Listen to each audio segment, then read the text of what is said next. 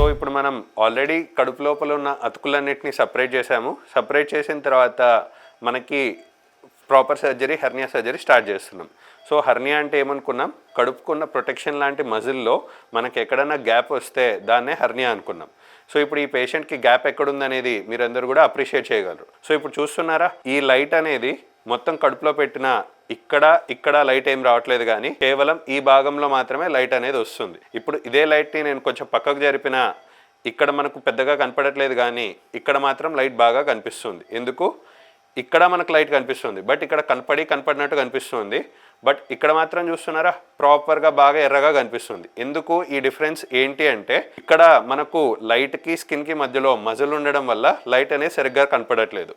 But ఇక్కడ మనకు హెర్నియాలో మజిల్లో gap అనేది ఉండడం వల్ల గ్యాప్లో నుంచి మనకి ఇప్పుడు లైట్ అనేది డైరెక్ట్లీ పైకి స్కిన్ పైన కొడుతుంది, కాబట్టి మనకి ఇంత బ్రైట్గా కనిపిస్తుంది. అదే ఇటుపక్క అయితే మనకు మజిల్ అనేది ఉంది కాబట్టి లైట్ అనేది సరిగ్గా కనపడట్లేదు. సో ఇప్పుడు సర్జరీలో ఏం చేస్తాము అండ్ అసలు కడుపులో మనకు ఏ స్ట్రక్చర్స్ ఎలా ఉంటాయి అనేది ఇప్పుడు మీరు చూడొచ్చు, హెర్నియా ఎలా ఉంటుందని కూడా చూడవచ్చు.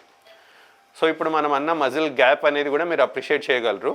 జనరల్లీ మనకు మజిల్ అనేది ఇట్లా ఇంటాక్ట్గా పదిలంగా ఉండాలి.